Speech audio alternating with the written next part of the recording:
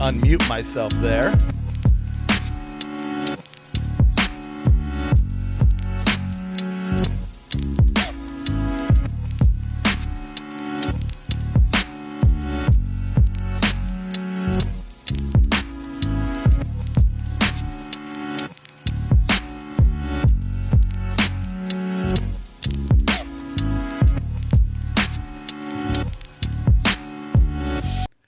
Welcome back, everybody, to another amazing edition of the USFL podcast. And we're not just talking any regular old USFL podcast here. We're talking about episode 25. We're live. The semifinals just concluded. We're heading to the USFL Flipping Championship 1 week from today. Zach, my God, how are you feeling today, my friend? I'm excited. It's 1 week away, less than a week away. It's going to be at least soon enough.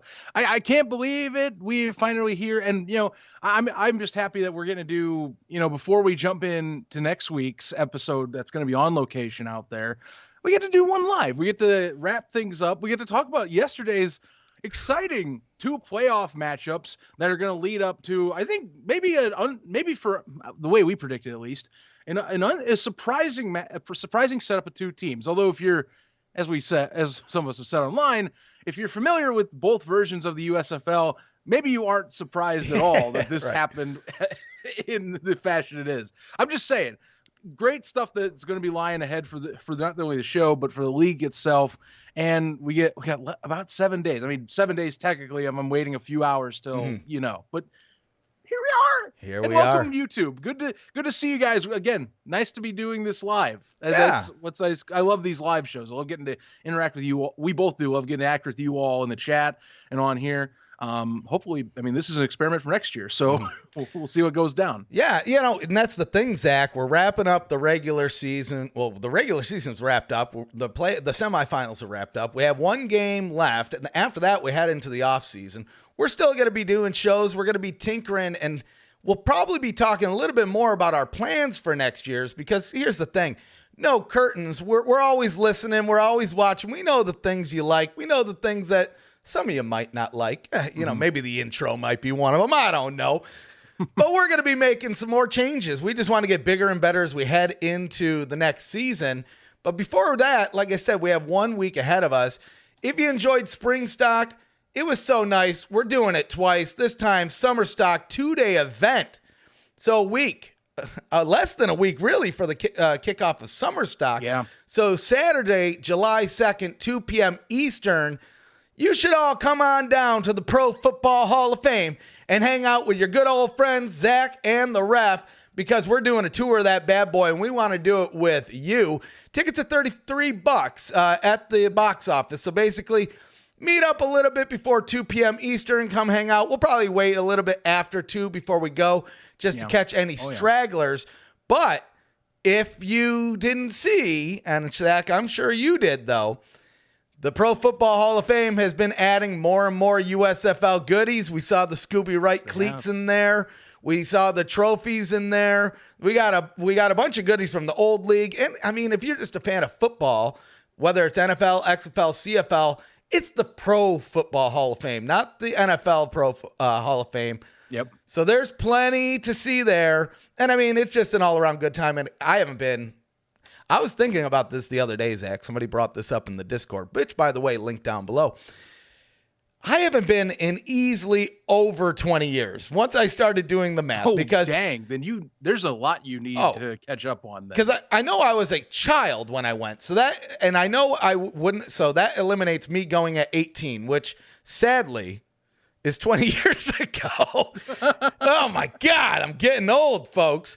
It's probably been like 25 years. So there's a whole quarter of a century's worth of stuff. God, I'm getting old. That I'm looking forward to seeing in there. And I know there's some good old Barry Sanders exhibits, so I'm going to be marking out, if you will, on that one. But that's just day 1. It gets much better from there, too, because day 2, July 3rd, the party's in the parking lot outside of Tom Benson Hall of Fame Stadium for the Summer Stock live event and tailgate. So come join us for a pregame show. And if you're live in attendance, we're going to have those USFL podcast trading cards, which I got one of them right here. So if you want one of these bad boys, and Zach's got his own, come and meet us down there. We'll sign them if you want them. And we're also going to have another giveaway too. We have some Summer Stock shirts coming in the way, so stay tuned for that. But I get it if you can't make it to Canton, Ohio. You can also tune in here live on YouTube starting at 12 p.m. Eastern as well. We'll have the live stream loaded later this evening, so you can click the reminder. Here's the thing. I was going to put it up earlier, but I didn't want to cause the confusion because we had multiple live streams scheduled. But now that we kind of have that out of the way, we'll get that up there tonight. And I'd appreciate if you join it, if you set the reminder, or if you're coming, like I said, if you're coming down to Canton, even if you hate us, come get a hot dog because we're going to have free food. We're going to have guests. We're going to have giveaways. And we're just going to have all around good times. Of course. And actually, this might be a good time to go over our Summer Stock guests because I think we more or less have these locked in here real quick. So I know this is going to be the controversial one that I'm going to start out with. USFL community legend Ducky. I know half of you might know him, half of you might not know him. And then of the half that know him, half of those will love him and half of those will hate him, but we got to have him on. I mean, I just look at he has such fun antics. He's in our Discord now as well, so he's going to be joining us. And what's a little bit different than this time around with Summer Stock is this is more of a celebration of the community, right? Last time we had Roy S. Johnson. We had former players. We had pillars from the league and the media. This time it's really about celebrating the community. And gosh darn it, Zach, I think the community deserves it because one, we made it to the end of the flipping season. And I would say we did a good job of not cannibalizing each other like some of the other spring football communities do. I'd say, look at us. We partied with the USFL show. We're about to party with the USFL network at this one. We have a couple guys. I believe it's up to 4 guys from the USFL network are going to be stopping by. I don't have the full list in front of me. I'm not sure if you do, Zach, but we'll be dropping this throughout the week as well. But here's the thing, folks. For the USFL to survive, we need the community to thrive, right? Exactly. And I didn't even mean that to rhyme, but it works out. And that's why I have nothing but love for the USFL show. I have nothing but love for the USFL network.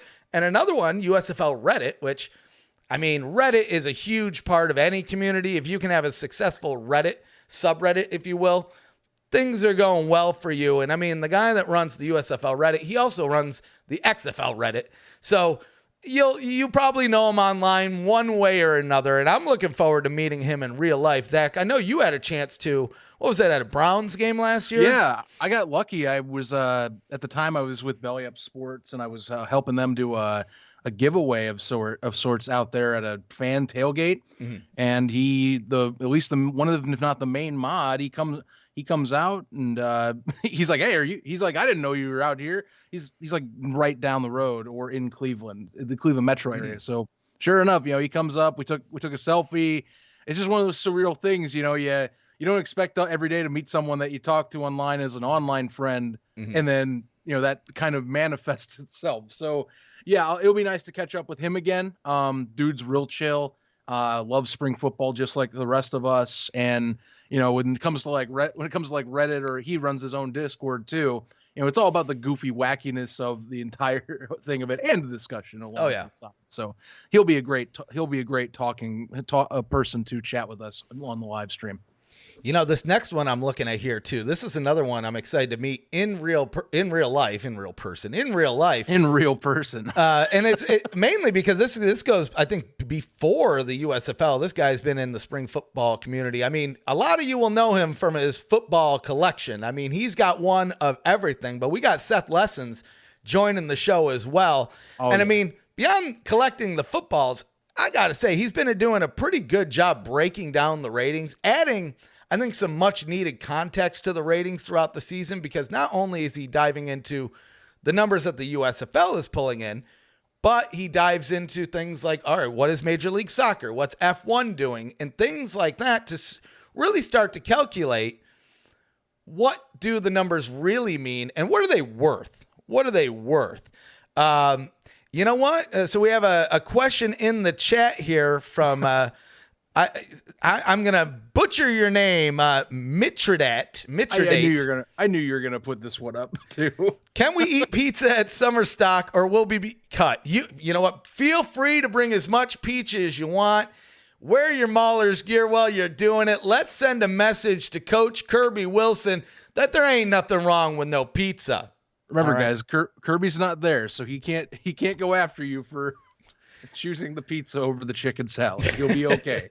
We aren't enforcing any rules he's put down. But that is one thing to mention. We will not be serving chicken salad at the tailgate. So if you are a diehard Mahler's fan, you're out of luck. But feel free to bring your own. Go ahead. I know that summer picnics and all that, but this is a tailgate. You don't chicken salad at a tailgate. Come on. No, sir. No way. No, sir. No way. Don't bring that. So now we got another guy, and this one you've actually done a show with. I mean, big surprise, guys. Zach has another podcast. Kelsey from the High Low Sports. I don't know if you want you probably do a better introduction for him here, because like I said, you guys go back a little bit here. Yeah, I mean, this is another one. Belly Up Sports. Kelsey does a show with another friend of mine, DJ Stewart. High Low.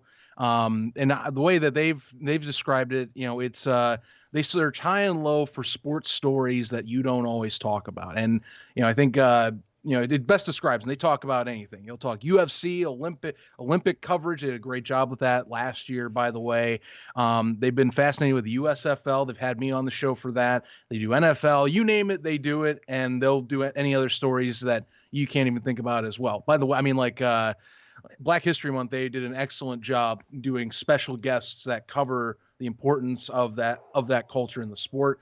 So I think that's just a little description of them. Kelsey's going to be at least with us. He's going to be on the show. He's going to be helping out with the show. I can't thank him enough for doing that. But it's gonna be fun. I can't wait to get this whole thing started, though. It's going to be a blast.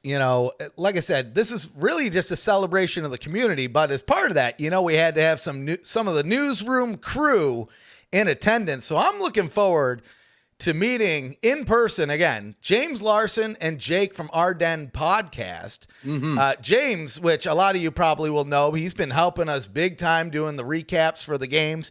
And I mean, he's been part of the newsroom crew since the original XFL days. I mean, he helped us cover the original XFL. He helped us cover the Spring League. He did a little bit of even CFL. And now we're here with the USFL. Yeah. So I'm glad we finally get a chance to meet. And I'm glad. I bet he's glad to finally have a game that's within somewhat driving distance. He's coming from a little bit, the upper, not the upper peninsula per se, but from what I know, he's a little bit higher up. Jake, I don't know where he's at. I think he's in the Metro Detroit area. So it's probably still like a 4 or 5 hour drive, but still attainable. Looking forward to having those folks there. Now, there's a few more that we're looking to solidify. I don't know if you solidified the other ones we haven't talked about. Do you want to mention them, or are we still working through those? Well, let me double check here that I'm There's only, I think, 2 left on this list that we're figuring out. If not, we got some more surprises for you this week. Yeah, I mean, I know we got on our Discord, Minor League Rando, we're planning on having on, who diehard fan himself, but he also does his own radio program that I've been on a few times.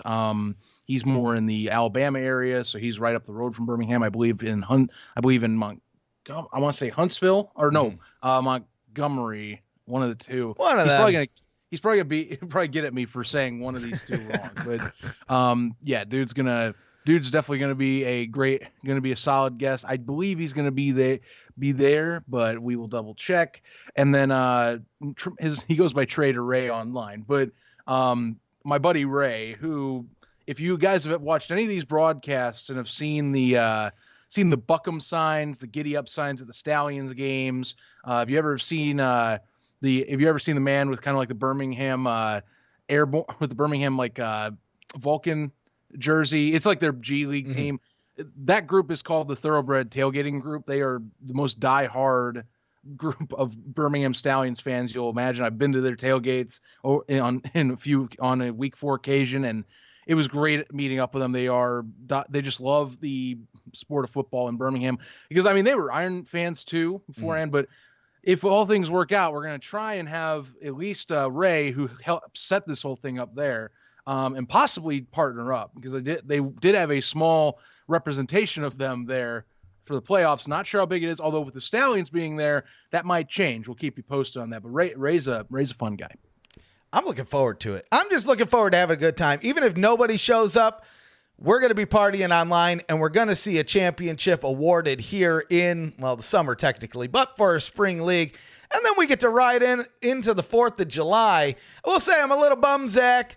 I wanted to see the fireworks on the lake where I live, and of course they have to do it on the Sunday before, but I get it. But you know what? We're going to see some fireworks there in Canton, and then after that, we're throwing a newsroom party to conclude the season. This one's closed to the public.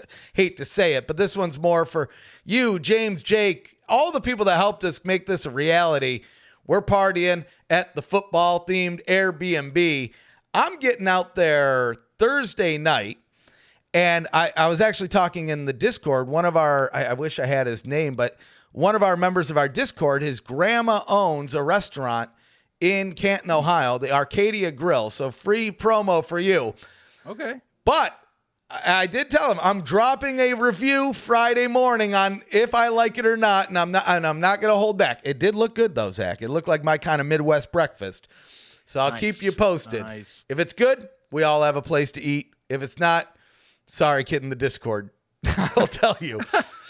I think that's, I guess a couple things real quick before we jump into the recaps here.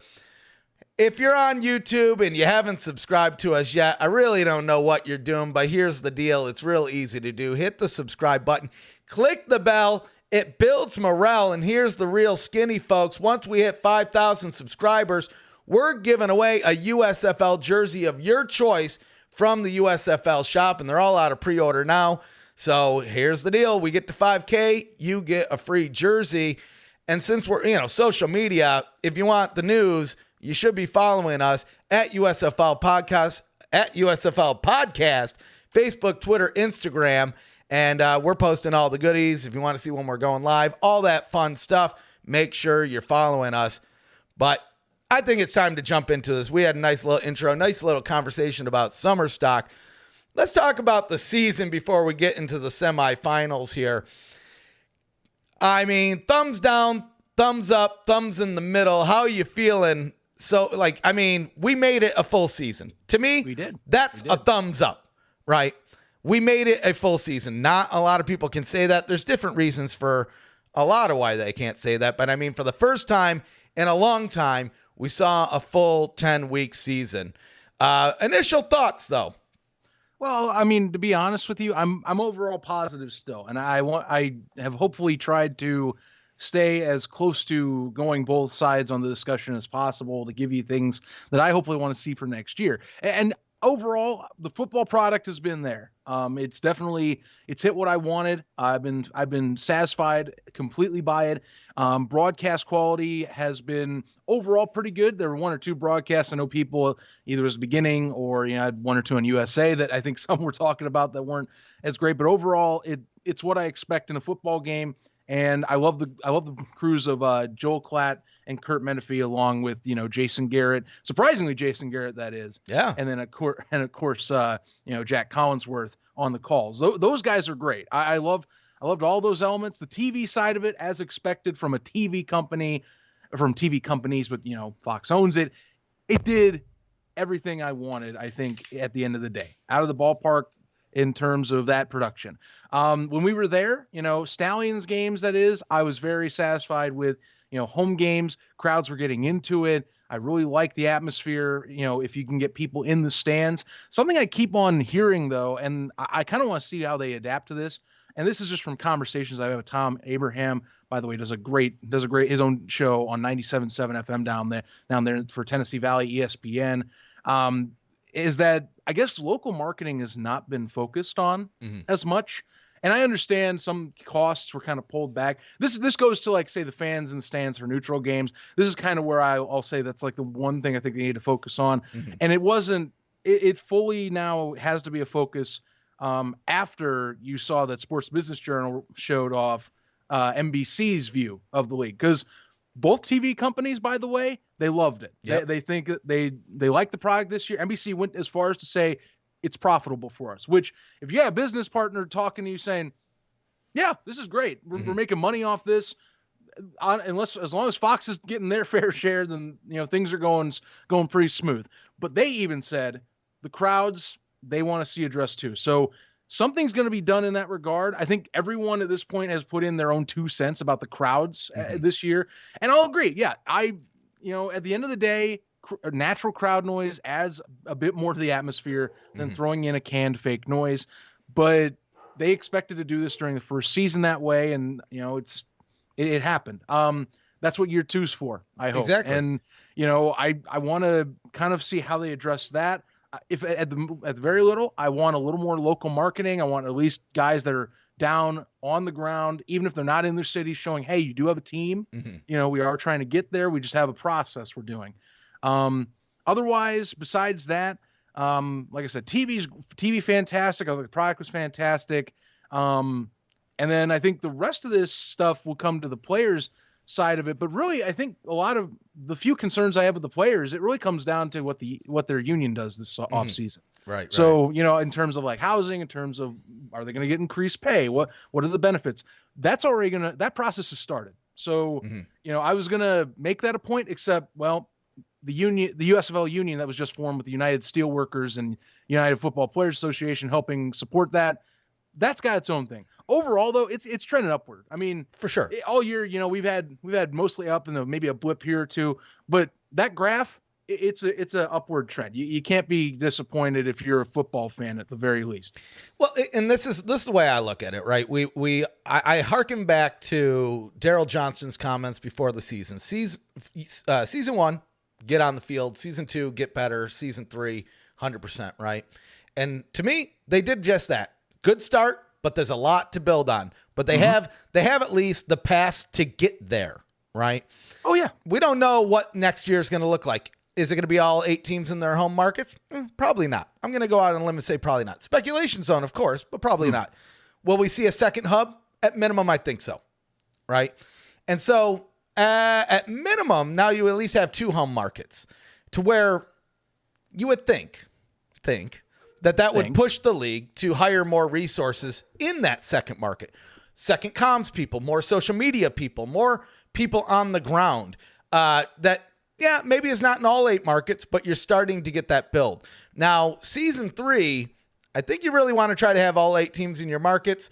I could see them maybe splitting it up into 4 hubs where you have essentially half of the league is in their markets.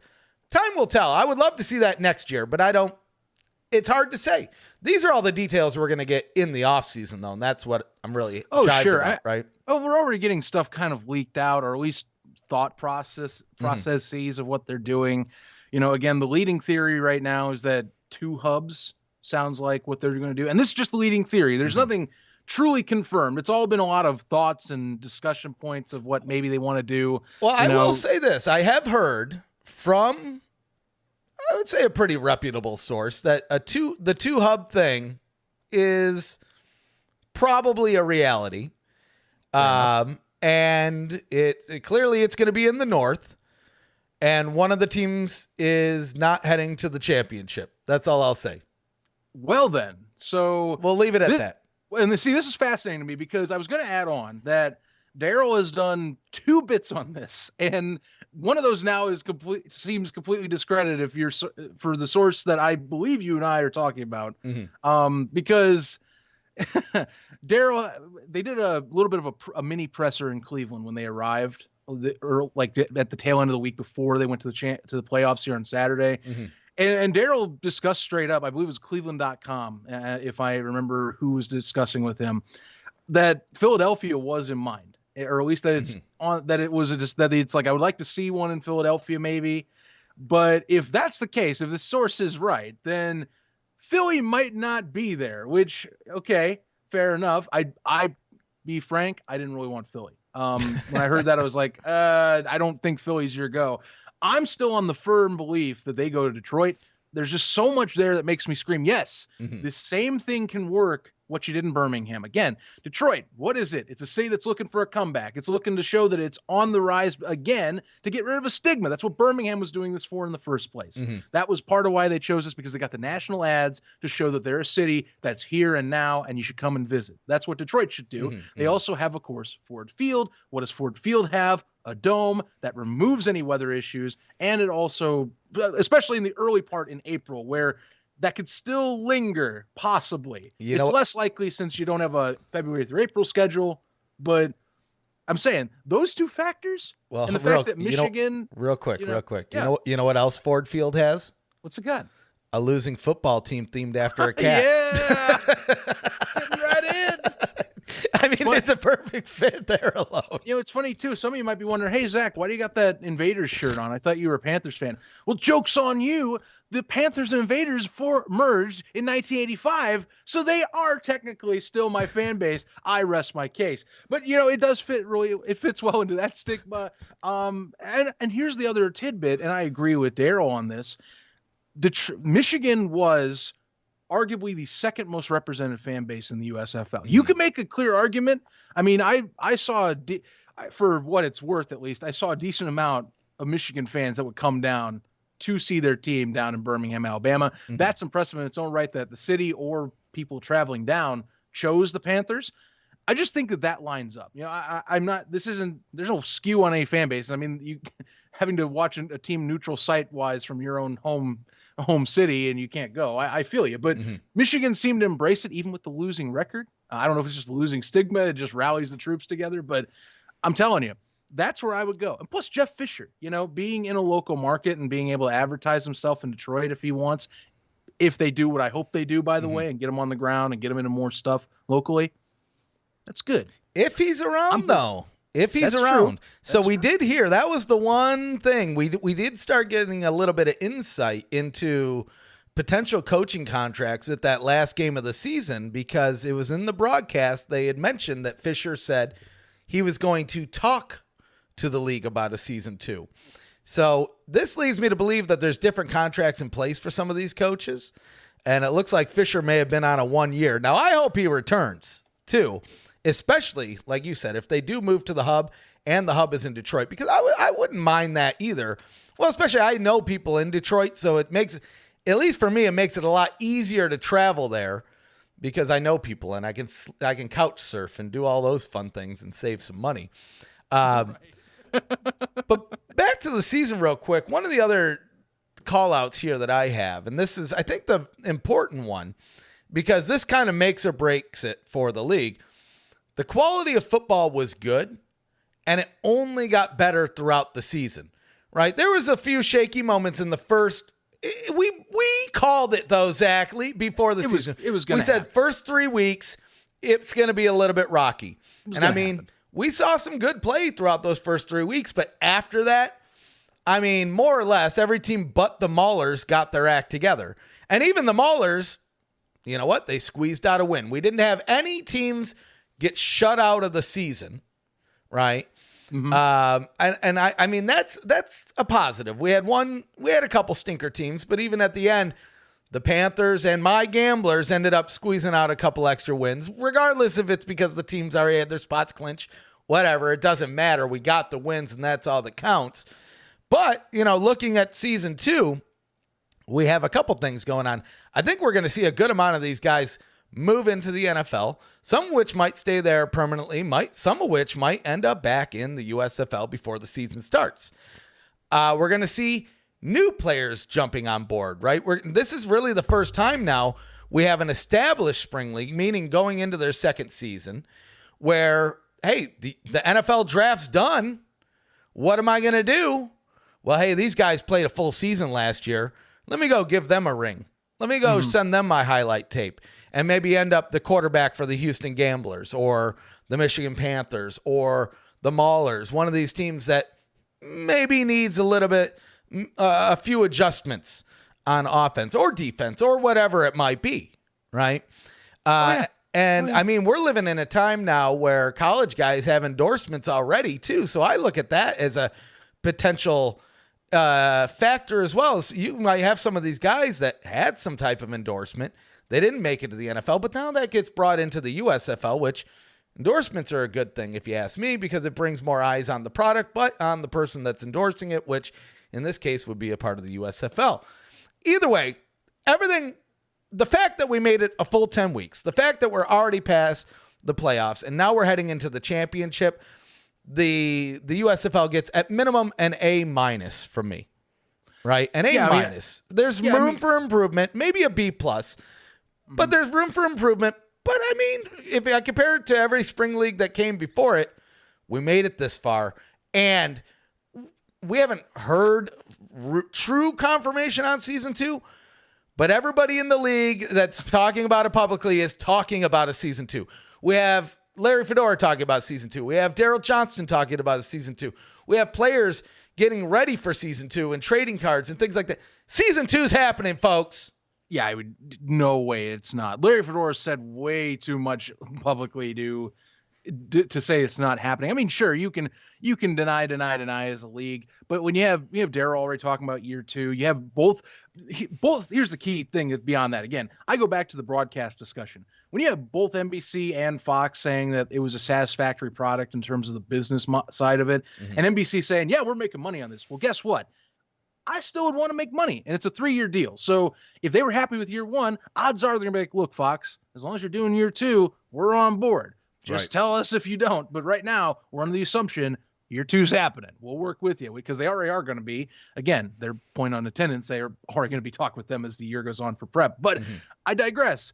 Year 2's happening. I think at this point, it really is just a formality. I know you have 1 or 2, of course, the head media guys at some groups, like Pro Football Talk, which is hilarious to me if you think about that a little deeply on who runs it. But, official confirmation is going to have to come at least on championship, if not some point within the month after in July when they start preparations for season 2. It's going to happen though. There's too many coaches that are already saying it. And I think that, if you are a head coach, sure, you want a little time off, but remember, if it's year 2, you want to start getting some scouting going. You want to start talking to your players, doing, as we talk, exit interviews with these guys, starting to see, okay, who's going to stay, who's going to go, who do I want to move on from, for example, because you can choose to do that with the draft coming up in 2023, like they're talking about. That is another option. So these coaches, they want to get going on their off-season routines sooner rather than later so they can start prepping, especially depending on when we have that second USFL draft, that hasn't been announced for a date either, but we need to hear about that. So they want to really make sure that they hit the ground. That's a thing you need to give for dates for coaches. It's happening though. There's too much evidence for it at this point. It's going to be there. You'll see football on Fox and NBC stations come next spring. And I'm excited for that. And so either way, my overall thoughts on the season, good. And I can't wait to see what's next. Right. That's really what it is. And we're going to learn all sorts of stuff throughout the summer, fall, and winter as we head into the next season. But we have some stuff to talk about first. Let's maybe rewind a little bit rather than look into the future. So yesterday, we had the semifinals. The North, we had Philadelphia Stars, New Jersey Generals. South, we had the Breakers and the Stallions. And boy, was that first game a little bit of a surprise, I think, to some folks. I mean, looking at the first half alone, I don't think anybody would have thought that the Generals were going to be shut out in the first half. No points on the board. And not to say that they weren't playing good, but the Stars, holy smokes, dude. Case Cook is dribbling, and we'll talk about this a little bit later. I mean, everybody was performing where they needed to be in that first half. And I mean, they've kind of really set themselves up for the second half, where the injury bug struck a little bit, but because of that first half showing, they were able to kind of like coast a little bit in that second half. Before we get into the ins and outs of it, though, I got to assume you love the game. The general consensus online, other than the low scoring nature, people generally seem to be into this game. Hmm. Well, I mean, sure. I will say that if we're talking just the Stars Generals, something I was really wanting to see was, again, they play back-to-back weeks. So your question is who makes adjustments that make the most sense that they can catch on and slow the other opponent down.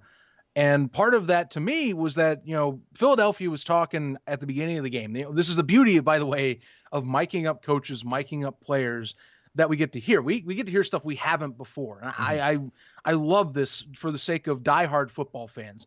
And so Bart Andrus at the beginning of this game, their first drive that they have, him and Cook has come together and go, they're doing the same defensive setup as they did last week, which, as you could tell, was like man on man. Intermediate routes were open, over the middle.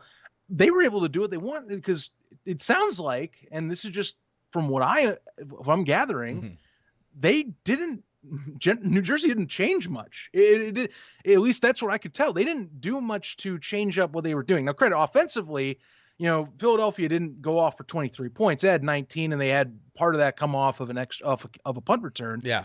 But nonetheless, when they had the ball, if they finished, they were able to finish a few more drives right up on the goal line. To me, and defensively, here's what I love with Philadelphia is that they said, okay, so the two contests prior we played, Darius Victor and Trey Williams have just utterly destroyed us. They have won the games for New Jersey. We have to be hell bent on stopping the run, and they, for the most part, they did. They accomplished that job at least twice as more efficiently compared to their other two previous contests, and it forced Luis Perez to be the playmaker. Now, what has Philadelphia done great in the second half? They've gotten pressure on people. They have been sack hungry all season, and they also are one of the best in terms of turnover ratio in the league. So they turned up the heat. Luis Perez is getting hit a lot more. Mistakes are made. New Jersey looks like a team that didn't come to play, or at least it didn't look like it was serious enough, and it was thinking about next week. And Philadelphia just stole this. I think they flat out stole it. I know that some people online and they were like, New Jersey's overrated. I've been seeing that a lot more, by the way, which is, I'll admit, that's kind of great for league discussion, because people now are getting into their teams so much. They're like, this team's overrated. Oh yeah. These New Jersey fans. I know if you're a New Jersey fan here, I apologize, but it looks like you guys are getting a stigma from some people. Not saying I have that or that ref has that. We're just telling you that there's people that think that apparently, but nonetheless, it was hilarious to me. New Jersey, though, I mean, that one just slipped away. I'm gonna be honest with you. It's for them. It's unfortunate. Mike Riley is one of those coaches you just want to root for any day of the week. It did get chippy though. Oh yeah. And I was kind of applauding Mike Pereira because he had to make a call down to both teams' sidelines and go, guys, you got to control your players, because it was getting pretty ugly. I mean, we had players getting shoved into the sideline all the way back to the bench. We had mini brawl. We had close to mini brawls. At least in the first half on a few occasions. Things were getting dicey. Yeah. But Philadelphia came to play. They said, you know what? We have nothing to lose. They clearly came in, smacked them in the mouth. Unfortunately, they walk away with two key injuries in this one, almost three. Case Cook has to be the toughest player in this damn league. Dude's a ragdoll, man. He's been getting beat up every week since he came in for Brian Scott, and somehow just keeps coming back. Yeah, well, like there was a point in this game where three people were in the injury tent at the same time. At that point, I said, oh boy. All right, the Generals are going to pull this out. This is their, and they almost did, Zach. They were up by 1 with about 5.5 minutes to go. But then the Stars, they just made it happen. They couldn't be stopped. They couldn't be stopped. But you're right, though. Looking towards next week, now it comes down to Colburn, Stribling. I don't know. Just by the way they carted Colburn off, I don't think he's coming back. Stribling is going to be a big loss too, because I mean he was a big reason that they had that score they did in the first half. That's going to be tough. Channing Stribling has been the best defensive back in this league. And what's even crazier, he's been out a few games. He hasn't played the whole season. He played a majority of the season, 7 games, recollection right away, 7 interceptions, leads the league in those, is one of the best corners in terms of keeping man coverage from what you could see it in the game too. I mean, dude was pressing on his assignment every single play. He is one of those guys that I do see an NFL opportunity coming to him. Thing is, though, it sucks because the ankle he injured against Michigan is the exact same one that was injured in this contest against New Jersey.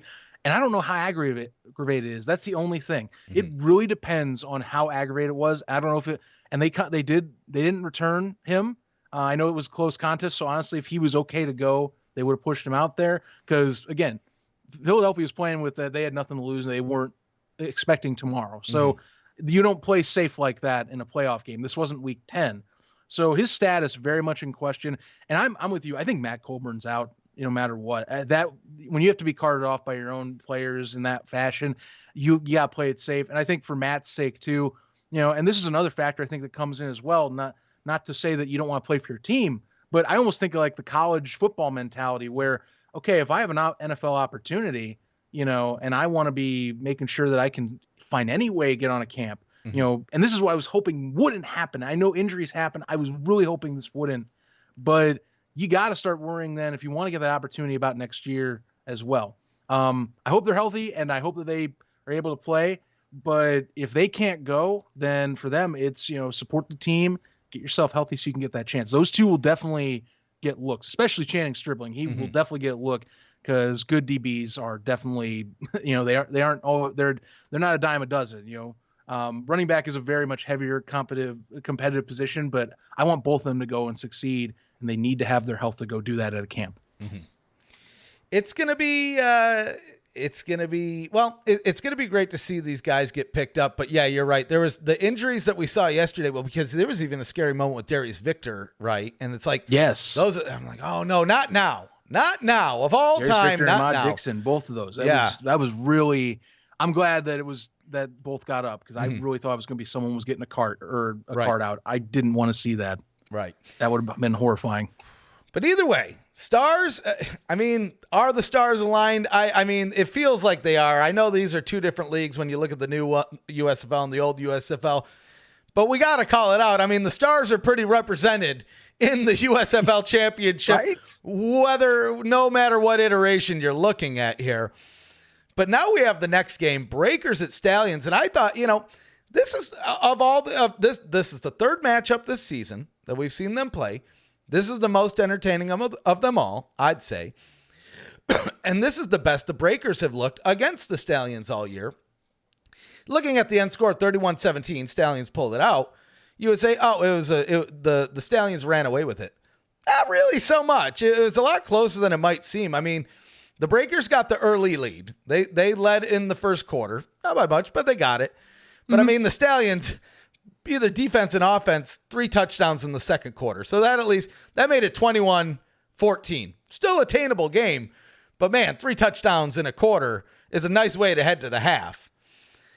DeMarcus Gates, I feel like that was the nail in the coffin here, though. Slaughter getting picked off. DeMarcus Gates running back, I want to say 78 yards. Something along those lines, getting a TD. 31-17, like I said, it was a much closer game than the score reveals. That last touchdown came late in the game. So really, it was still like a one-possession game late into it. But here's the thing, man. It just really came down to the pressure on Slaughter. And if you can force Slaughter to make mistakes, you're going to win the game, and they forced him to make mistakes. He's still not 100% mobile as he wants to be, or as he was early in the season when he really shined. And the Stallions were out there to win. I mean, Bo Scarborough was doing what he does best. He was making some meaningful plays. Jamar Smith was out there doing his thing. Everybody seemed relaxed too. And wasn't it great to see Lou Holtz up in the press box, watching down on his son lead the Stallions here. So I don't know, man. Fun game. The Stallions continue their manifest destiny of heading to the championship. Yeah, they're not going to go as undefeated, but I mean, look at the two teams that are 9-1. It kind of goes to my theory that you want that loss to be later in the season, not in the beginning of the season. 2 9-1 teams, only one of them's heading to the championship. I know there was the Breakers fans were surprised by the outcome of this game. I'll say that. I don't know if anybody else was. No, I mean, I think it performed about what I expected. Because honestly, I wasn't expecting this to be, maybe blow. I wasn't thinking it was going to be a blowout. Although credit, I didn't think any of these teams are going to hit 30 points. That I will put out there. That did surprise me. Something that it was kind of been the theme of this weekend. Special teams touchdowns just are. You have the best returners in the league on three of these 4 teams. Alone. I mean, we saw Kevontae Turpin, Maurice Alexander, the hero for the Stars, really the game-winning touchdown it turned out to be in for Philadelphia, and then Victor Bolden. Besides DeMarcus Gates' own TD return, which did help push the score ahead for the Stallions. Remember Victor Bolden, he returned that touchdown right after New Orleans tied. Oh yeah, and that is. I mean, it was one kick. Yep. It takes one kick to change a game. And that's a momentum shifting play. I mean, they went into halftime down. The Breakers went into halftime down 7. They had the momentum at that point where it's like, all right, we just need a good defensive stop, which credit to the Breakers defense. The score doesn't really tell the full story. They actually had a solid night stopping the Stallions on the run game. Passing game, Jamar Smith was the most crisp he's been in a few weeks. And this is what worries me if you're playing Birmingham.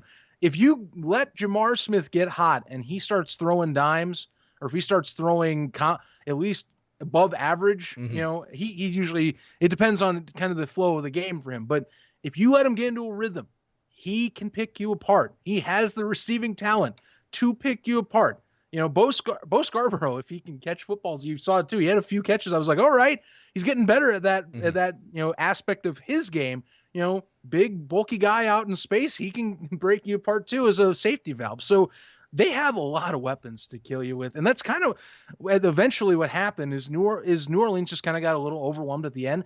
And the Stallions defense second half, they said enough's enough. We're clamping down. Kyle Sloter was at times getting uncomfortable. Even though Sal Cannella had arguably the best offensive day out of anyone in the league, over 100 yards, several catches, not just a safety valve. He was the offense at times for New Orleans. It still wasn't enough. They just couldn't get enough going in the second half, and things just shut down. Kyle Sloter, unfortunately, the turnover bug just kept on continuing even with a week off. And that pick 6 really, I think, put them down lower than they should have been. Because honestly, New Orleans was moving the ball first half pretty well. Yeah. It's again, mistakes. The little things kind of derailed them. New Orleans is still a good team, but they didn't do enough down the stretch and haven't shown me enough. Even after this game, I still go, man, they just didn't have the it factor for what Birmingham has to close out enough of these games. And that's exactly what happened here. Stallions defense, though, it's been the bread and butter for them all year. And it allows, Jamar Smith and company to get a little room to do whatever they want. Fun game. Great to see. I know all the Stallions fans are happy. I mean, they kind of deserve it too, because they showed up for their team all season. And I'm curious to see how many of those fans from Birmingham make the trip to Canton, at least the ones that didn't make it this week, right? Or the yesterday. Because, I mean, if anyone's going to pull a crowd, it's going to be the Stallions team, I think, because like you mentioned, we were talking about earlier, there's not really a lot of local market push for the teams outside of Birmingham.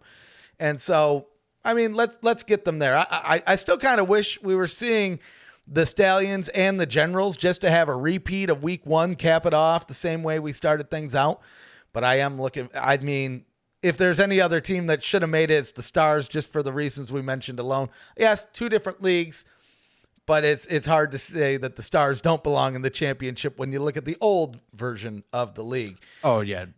Manifest destiny, if we're just talking history, unfortunately the week, or at least for us, the week 1 didn't happen again. But credit, as we've talked, New Jersey didn't seem like they wanted it as bad as Philadelphia. So here we are. Yeah. We get a mid-season rematch of these two that actually wasn't too bad of a contest back earlier in the year. So I could see some potential for this one easily. I think so. First, kicking it things off. So Sunday, July 3rd, 7:30 p.m. Eastern on Fox. That's when the championship kicks off. Clearly, Stars, Stallions. A lot of this comes down to, well, first let me start this. Zach, I think we make our picks at summer stock. Yes, I don't think we're going to pick them today. I want to preview it, but if you gave me the option, I would just fly out to, I'm reserving my pick for summer stock. I couldn't do it yet. You know, plus, like I said, key injuries too. We'll see how bad that is as well. That's the big reason. I don't know who's playing for either of these teams come Sunday. Right. Now, God, I hope we do by the time summer stock happens, because they're a little flaunty with that list sometimes. But hopefully we'll get it the day before. Here's the thing, though. Even with those key injuries, the Stars still were able to pull it out against the Generals. This one, it's a much different matchup, though. I mean, the Generals and the Stallions, yes, both powerful teams, but slightly different in the way they operate. The Stallions are one of those teams where they're never going to stop fighting back, right? So even if they had like a 21-point lead in the first half, I wouldn't be comfortable as the Stars. So I think for the Stars to win, they just need to confuse the hell out of Jamar Smith, never stop putting pressure on them, and really hope that their defense can make those big plays to keep their offense on the field. Because one thing that the Stars did yesterday against the Generals, that the Generals are generally great at, is taking time off the clock, having long drives. Like, I mean, they started out the game, at least in that first quarter, I think they had like an 8-minute drive somewhere in there. I mean, that's half of your quarter right there. And so then if you get like a 2-possession lead and you can consistently have 5+ minute drives, just eating time, away. I think they have a good chance. The Stallions, though, if Jamar Smith can continue to play like he did last week, he seemed untouchable, right, in the air. And I mean, even on the ground, he had moved the chains a few times just himself. It really comes down to the receivers. Who wants to win it? Who is hungry? Who wants to propel this team to the champion, like not to the champion, but holding the trophy? And you mentioned earlier, Bo Scarborough, it clearly seems like they're trying to make some adjustments, get him better on the pass plays so he can catch and then get those yards after possession, right? Because that's really the difference between a great receiver and a spectacular receiver, especially when yards after catch. Dude, you get those running backs. I mean, Golden Tate is one of those guys in the NFL. At least a few years back, he was like, you could throw him the ball 2 yards away, and then he'll run 30 yards. Right? You're like, so he's like one of the greatest receivers, but it's all running yards, right? Mm-hmm. So I think if they can work on that a little bit this week, that's going to make them dangerous. But either way, I don't see, at least at this moment, and I'm glad we're waiting on picks, I don't see a clear winner. I know some people, I'm sure the Stallions fans are looking at this. Oh, great. We don't have to play the Generals. The Stars are injured. We're going to walk away with it so easy. I wouldn't, not just yet. Not just yet. Well, it's not everyone that's out that's key. I mean, sure, Channing Stribling, I'll tell you, if you have Channing Stribling, that helps out Amani Dennis, because as you guys know on this show, if you've watched, I like Amani Dennis, by the way. But both of those two being in would do wonders for Philadelphia. Something else. I mean, think about their game plan we talked about against New Jersey. Their key in was to just flat out slow down the run as much as possible to then get more passing scenarios to go and attack whoever it is behind center, Luis Perez, DeAndre Johnson. Mm-hmm. This time around, Birmingham, again, one of the better running teams in the league. Last time they played, we're going to turn the clock back almost 7 weeks now to week 5. Amazing to think that was that long ago. We're talking about this matchup. Philadelphia, did the same shtick most teams had been doing against Birmingham. Get out to an early lead, going to halftime, they're up. Birmingham then has to respond in the second half like they were doing at that time of season. You know what Birmingham did a great job with? And this is the same thing New Jersey did in their 2 matchups. They thrashed Philadelphia in the run game. It was C.J. Marable's day for the Birmingham Stallions in week 5. And here's the stat line, folks. 23 attempts, 114 yards. He was doing 5 yards a pop and a touchdown. This was the first game Bo Scarborough was officially in. He wasn't fully integrated in the office. He had 7 carries, but CJ Marable did his own damage that day. And I stress this. I know they didn't do it as much against New Orleans, but Skip Holtz, I beg you, this is a system I want to see a 2 running back setup, because Marable has a lot more value to getting on the field than, I think we all expect. I mean, it really is thunder and lightning. Marable is a lot more shifty too. I think you want a little more speed. I think Bo still, he's getting more catches. They're trying to throw more passes to make it a little more unpredictable what they're going to do with him in the backfield. But that still, to me, is a little too on the nose. I think Marable being in would help a lot for their game plan against Philadelphia. And for the Stars, here's the thing: no matter who's running the ball, I think New Jersey, the game plan you use against New Jersey is almost the same thing you got to do against Birmingham here. Shut down that aspect of the game and just start churning the pressure. Adam Rodriguez has to get back there on a consistent basis. You got to get people in their face. Look at what the Houston Gamblers did to them going into week 9.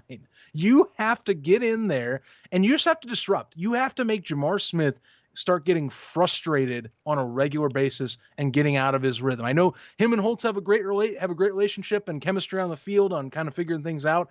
But if you start getting Smith flustered and you start getting this offense all wackadoo, things can go your way. Philadelphia on the opposite side, here's the deal. Don't let Case Cookus hit the ground. That is my one rule for this, because you know what Philadelphia failed at against Birmingham?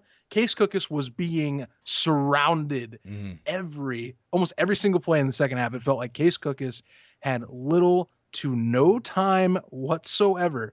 And if you go down here, we're going to go into the defensive stats, because I have to recollect myself as to how many sacks we had on the day for the Stallions. The Stallions against the Stars had 3 total sacks. This feels like there's a lot more, but there are a ton of pressures too on that contest. Philadelphia, that's your goal.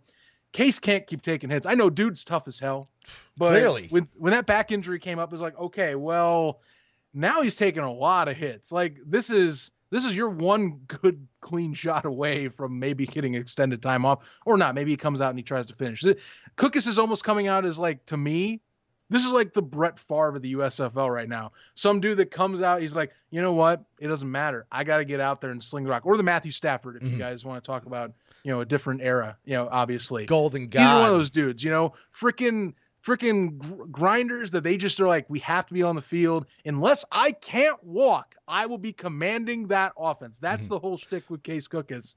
And you respect it. Well, we saw that yesterday, because he came out of that tent and you saw him talking to the coach. He's like, let me in, coach. And he's like, get on that exercise bike, loosen up a little bit. Please. Just hold on. Because we are still trying to make it another week here, kid. And you know what they did? And that may be a key to why he's still in this game. Because you know what? If you go out too early, I mean, yeah, we've seen this dude getting beat up left and right all season since he came in for the Stars. Somehow he keeps getting back up. Nothing against KJ Costello, but I mean, I want Case Cookus out there if I'm a Stars fan, at least for this showcase game coming up here. I'm super excited. I think this is going to be just a beat 'em up game right here. I think we're going to see intensity from both sides. I think we're going to see defenses on both ends of the field just really trying to make those key plays to help propel their team to the victory. From an offensive standpoint, I mean, clearly both of them have the pieces in place, right? I mean, Jamar Smith is, like you said, yesterday probably his best performance in the last 3-4 weeks. Case Cookus seemingly getting better week by week. You're getting beat up a little bit. That's the key here. Whoever could put the most pressure, whoever's defense steps up the most, I think that's who our winner is going to be. Looking at the chat, because I did put a poll in the YouTube chat here, who will win the inaugural USFL championship? 65% of the chat thinks the Birmingham Stallions are going to win this. And I would bet, and I'll put a similar poll on Twitter sometime throughout the week. Maybe not today, but sometime this week, just to gauge there, get a bigger sample size. But my guess is it's going to be more or less the same. And I mean, if we would have looked at yesterday's, if we would have polled yesterday's, actually I did. Well, it's funny. I did a poll before the Stars Generals game and then one at halftime. And wouldn't you believe it, the Stars won the halftime poll, but they had like barely any percentage in that pregame poll.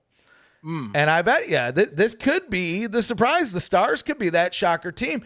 And I know a lot of people will be upset by that, especially the Birmingham fans, because they really showed up for that team. But can you really fault the Stars for putting in the effort and trying to win it? Like I said, I'm going to reserve my pick for Sunday at Summer Stock because, one, we have a whole week of things that could happen. I mean, trust me, these guys are going to be practicing. And injuries aren't reserved for game day, Zach. It could happen anytime, right? Mm-hmm. So I'm going to reserve my pick for Sunday. We kind of get it. We're starting to see a good idea of what the fans think is going to happen this Sunday. Either way, we have a whole week ahead of us. And like I said, I'm excited to get to Canton, Ohio. I'm excited to go try out some Midwest food. I'm excited to go to the Hall of Fame. And I'm excited to party with y'all at Summer Stock because that's the real deal, Zach. Our next episode is Summer Stock. So this, I'll say that here. We have no Friday episode this week. Travel.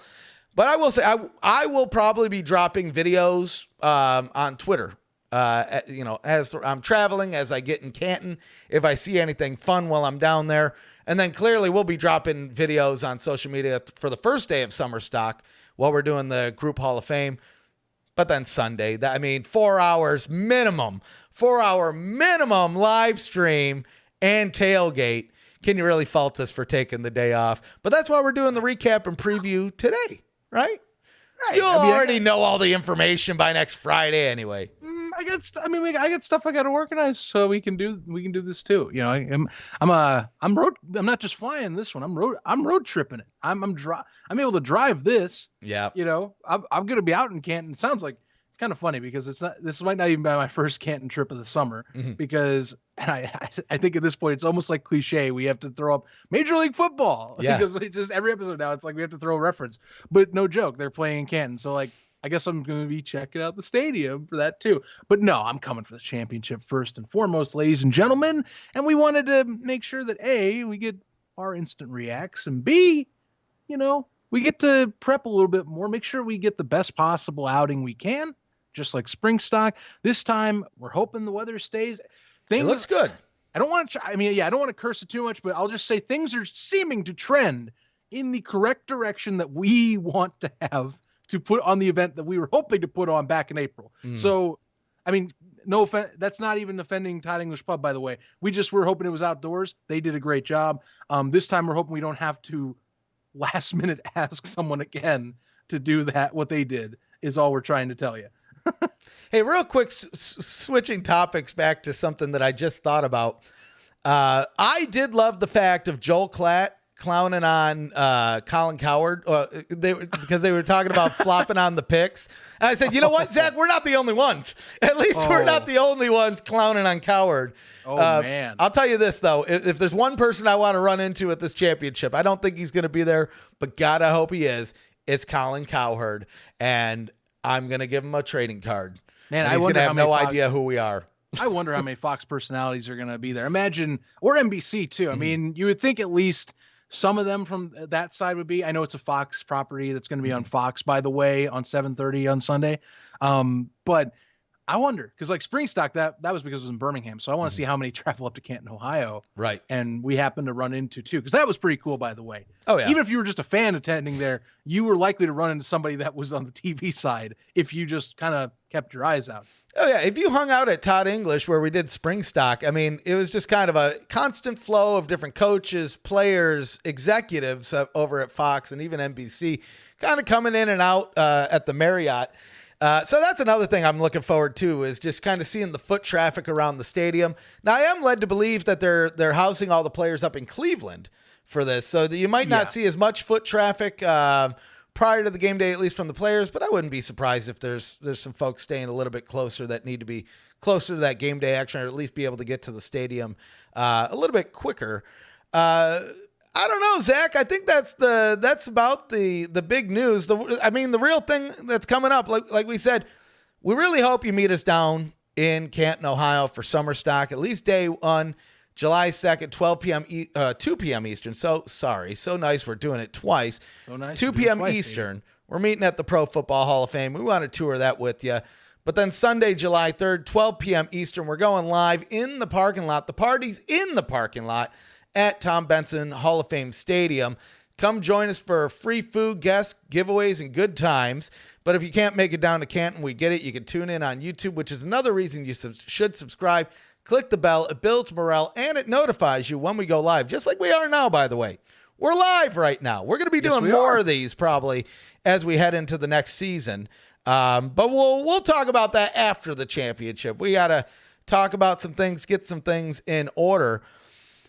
Any other last words before we ride into the sunset that is the USFL Championship? I know we're obviously going to say this at Summer Stock too, but first off, thanks to everybody who's been tuning in and been supporting us throughout this year. It's been a fun ride, and that's for those that even maybe are listening after the fact. We've had great support from folks in the league. We have great support from fans that you listen in.